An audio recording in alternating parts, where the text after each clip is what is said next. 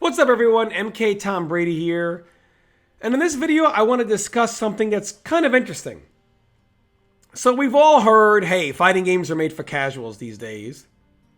But what's interesting is the last Tekken 7 stream, in which they announced their Season 4, and on top of all the new DLC and new content, something Harada said was a change in their philosophy, where there will now be an emphasis on widening the skill gap between the intermediate player and the top player. This is interesting because fighting games for the last several years have been doing the opposite. They've been wanting to make it easier for the intermediate to good player and harder for the great/top player.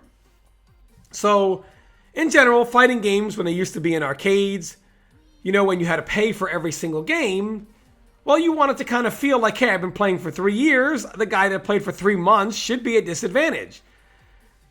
However, now that you're no longer paying for every single game, it's no longer pay to play, and you can buy the game once and play it forever, the philosophy started to come in. Why should the guy who's been playing for 3 months, he says, why can't I fight the guy who's been playing for 3 years? That's not fair. And fighting games kind of adopted a lot of the philosophies in business that we see in the world today, which is the more accessible a product is, the more it sells.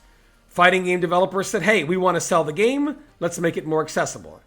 They do this by dumbing down a host of system mechanics, as well as introducing a myriad of comeback mechanics. So comeback mechanics are basically a staple in everything now, and they just get worse.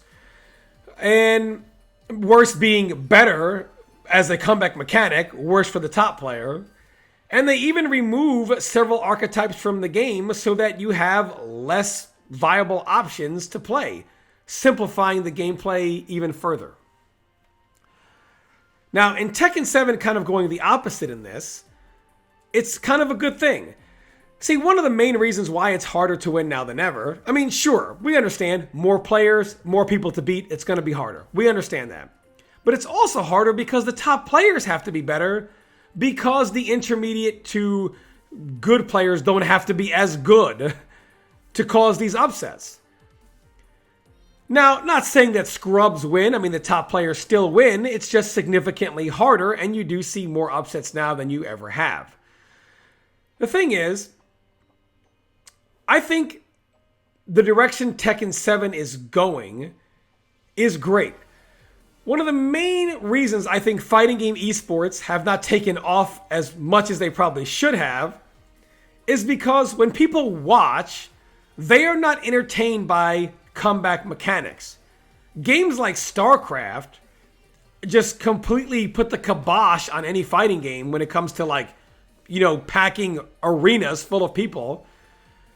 Because when people watch, they say this looks difficult. Some of the comebacks in fighting games, some of the comeback mechanics don't look very difficult to the casual observer that is just watching from a distance they say, yeah, I know, okay, I'm not that entertained by this. And because they've dumbed down so many other mechanics and even removed certain archetypes, the gameplay doesn't seem as exciting as fighting games once used to look.